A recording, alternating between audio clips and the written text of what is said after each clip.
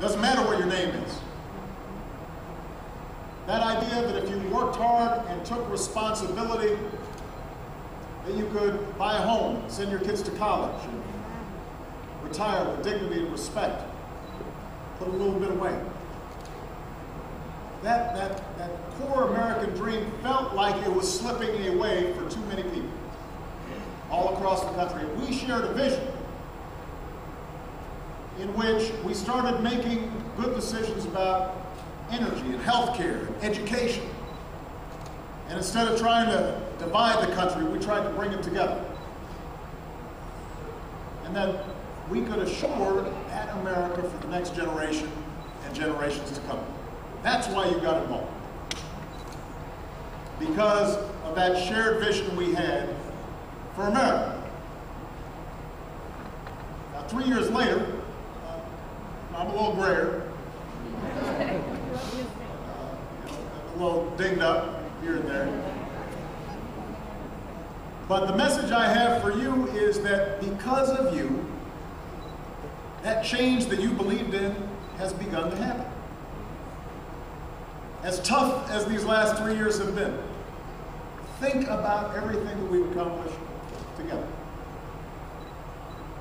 Because of you, we averted a Great Depression. When I took office, 750,000 jobs were being lost every month. Last month, we gained 250,000 jobs.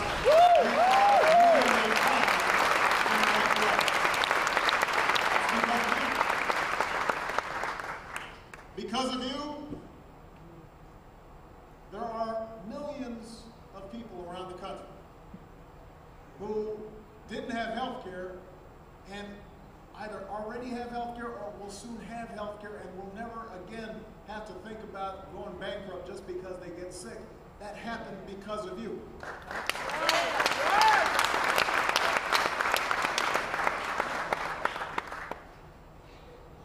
Because of you, we were able to take $60 billion that was going to subsidize banks in the student loan program. We said, why aren't we sending that money directly to students?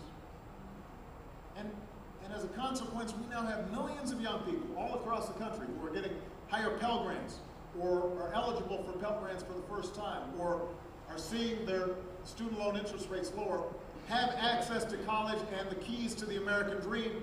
That happened because of you. That's what changes. Changes the decision to rescue the American auto industry from collapse. You remember, there were a lot of people who didn't believe in that. Even when some politicians said we should just let Detroit go bankrupt, we stepped up. And as a consequence, probably 1 million jobs were saved. And the American auto industry has come roaring back. And GM is now once again the #1 automaker in the world. That happened because of you. Changes the decision we made to start doing something about our oil addiction, not waiting for Congress.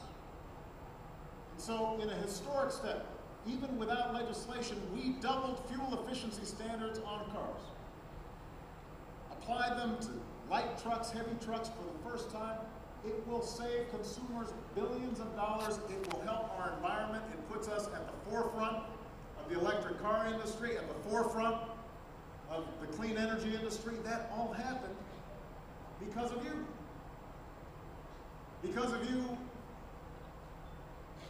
people across the country are going to still be able to serve the country they love, regardless of who they love. Don't ask, don't tell. It's history. That happened because of you.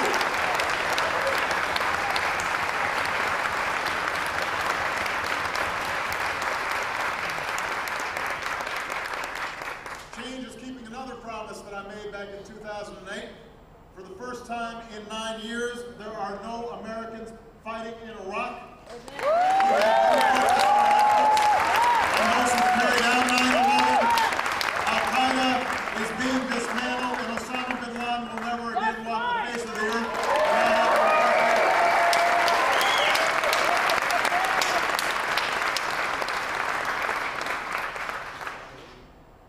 So lots happened in 3 years.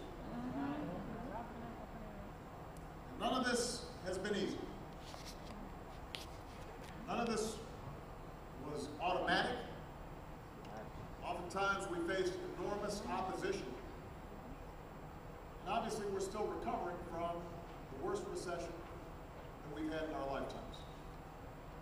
So we've got so much more work to do. But as I said, the good news is we're moving in the right direction. Over the last 2 years, the private sector's created about 3.7 million new jobs. 3.7 million new jobs. Our manufacturers are creating jobs for the first time since the 1990s. Our economy is getting stronger. The recovery is accelerating. America's coming back. Which means the last thing we can afford to do is to go back to the same policies that got us into this mess in the first place. That's what we can't afford. Now, that's what the other candidates want to do. I don't know if you guys have been watching the Republican primary debates. In case you need an incentive.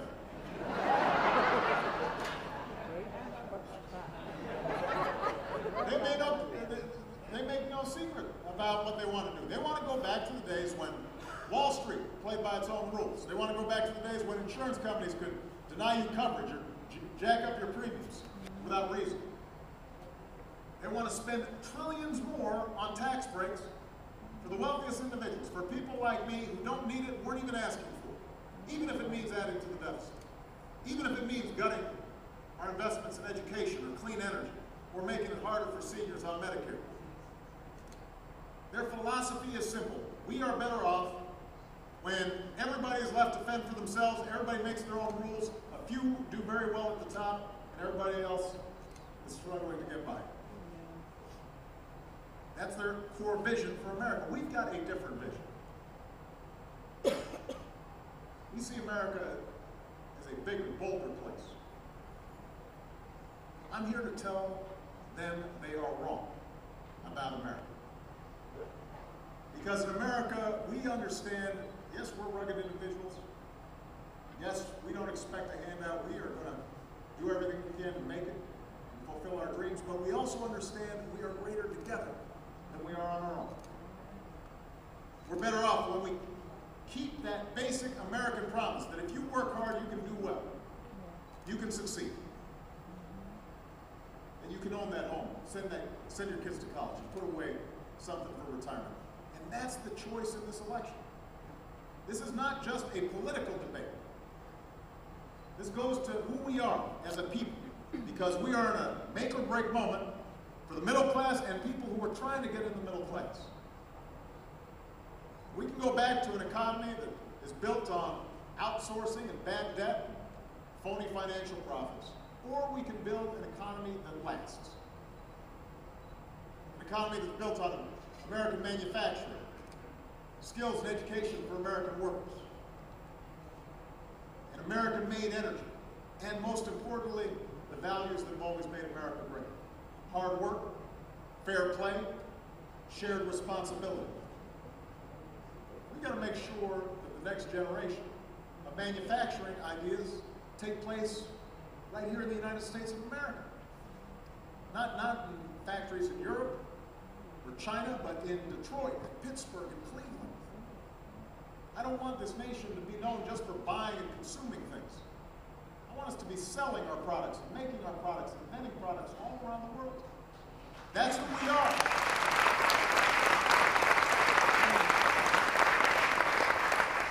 It's time for us to stop rewarding businesses that ship jobs overseas. We need to reward companies that are investing and hiring right here in the United States of America.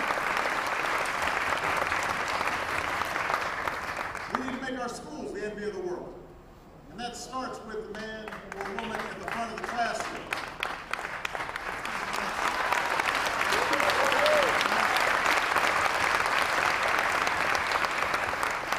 A study recently showed a good teacher can increase the lifetime income of a classroom by $250,000. A great teacher can help a child escape poor circumstances and achieve their dreams. So I don't want to hear folks in Washington bash teachers. I don't want them defending the status quo. I want to give schools the resources they need to keep good teachers on the job. Reward the best. Yes.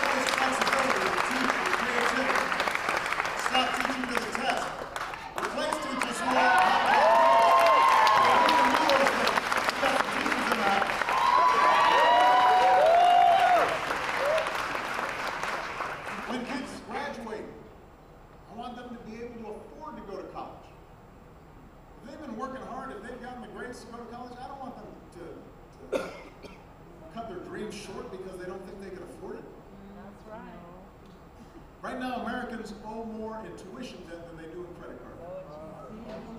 And that means Congress is going to have to stop the interest rates on student loans from going up. They're scheduled to go up in July right now.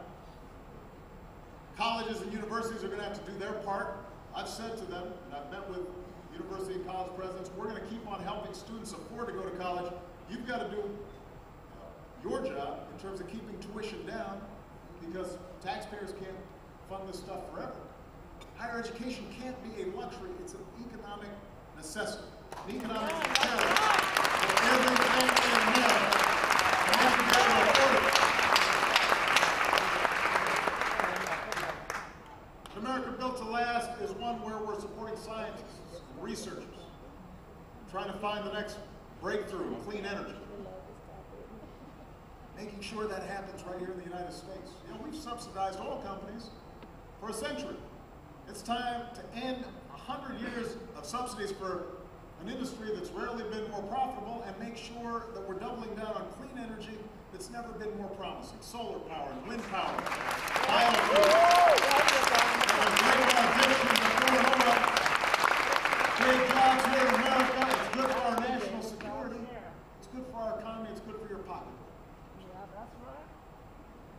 We need to build our infrastructure. You know, I'm a chauvinist. I want America to have the best stuff. I want us to have the best airports, the best roads, and the best ports right here in Miami that can create more jobs. So what I said is, let's take the money we're no longer spending on war, let's use half of it to reduce the deficit.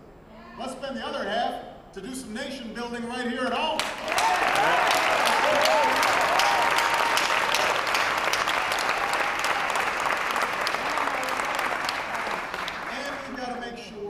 Everybody's doing their fair share. Everybody needs a fair shot.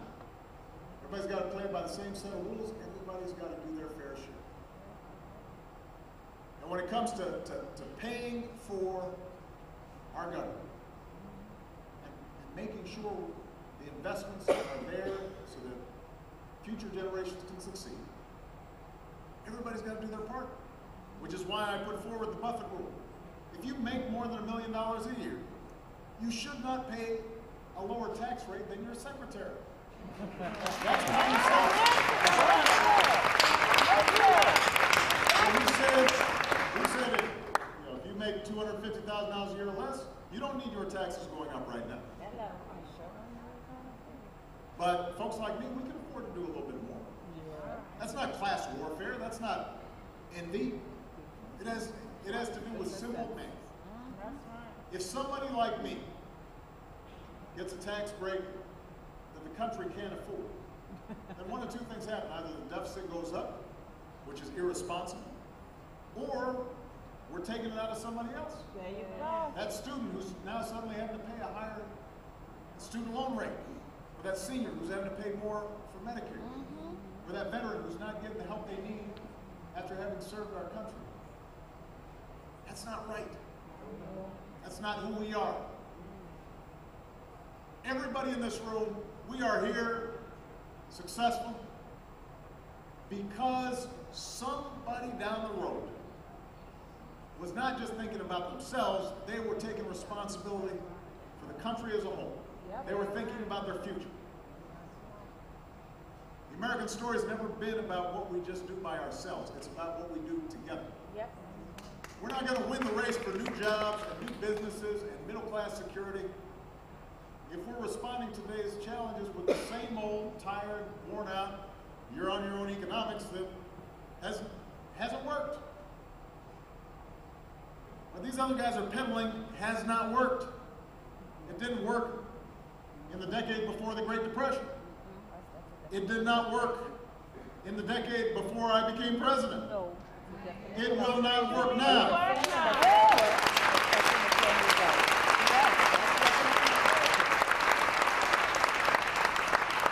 And this is not just a matter of economics. You know, look, we all have a stake in everybody's success. If we attract an outstanding teacher by giving her the pay that she deserves, giving her the training that she needs, she goes on to teach the next Steve Jobs, we all benefit. If we provide faster internet service so that some store owner in rural America suddenly can sell their products all around the world.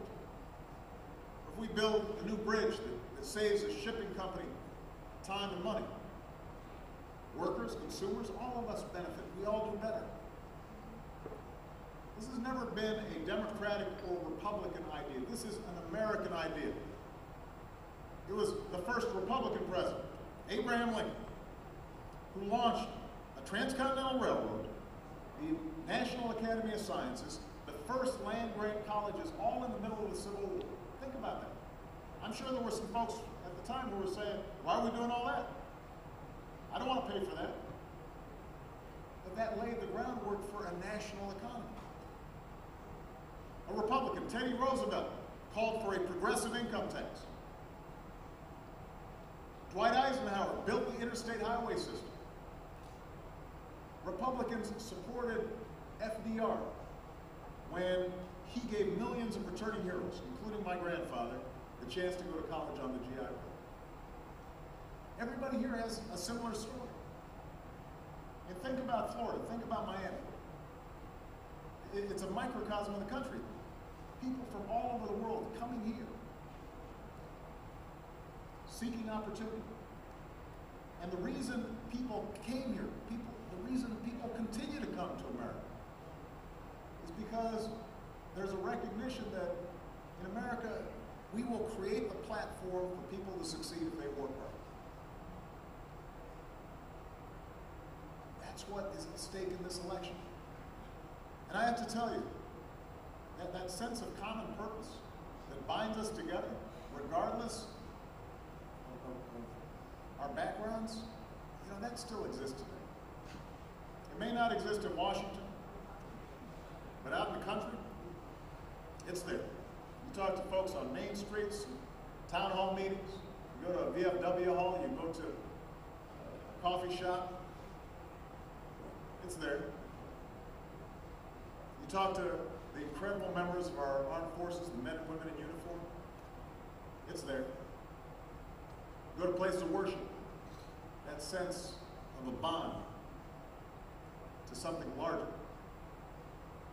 it's there. So our politics may be divided. And obviously the media loves to portray conflict.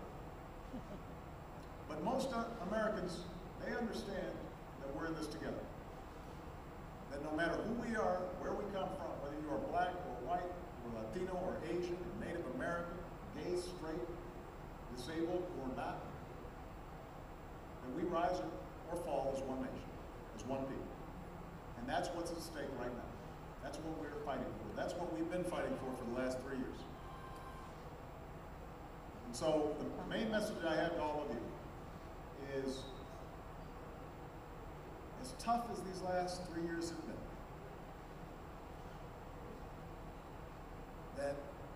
that vision you had that led you to get involved, you're not alone in that vision. I know the change we fought for in 2008 sometimes hasn't come as fast as we wanted. There have been setbacks. There have been controversies. And with everything that's happened in Washington, sometimes it's tempting to believe that, well, maybe the change we hope for isn't completely possible. But remember what I said during the last campaign. People don't remember. People have a revisionist history. They remember the time from Grant Park until the inauguration. They don't remember how hard it was to get to Grant Park. But I told you that, I said, real change, big change is hard. And it's going to take time. It takes more than a single term. It takes more than a single president. Most of all, what it requires is individual citizens like you who are committed to keeping up the fight, to pushing and struggling and nudging the country so that it slowly inches closer and closer and closer to our highest ideals. The other thing I told you in 2008 was, I'm not a perfect man. If you hadn't talked to Michelle, in the interest of full disclosure, I told you I'm not perfect, and I won't be a perfect president, but you know what I promised? I said I'd always tell you what I thought. I'd always tell you where I stood. And I'd wake up every single day fighting as hard as I can for you. I've kept that promise. I've kept that promise. So if you're willing to keep pushing with me, if you're willing to keep struggling with me, if you're continuing to reach out for that vision of America that we all share, I promise you change will come. You got it. Yes.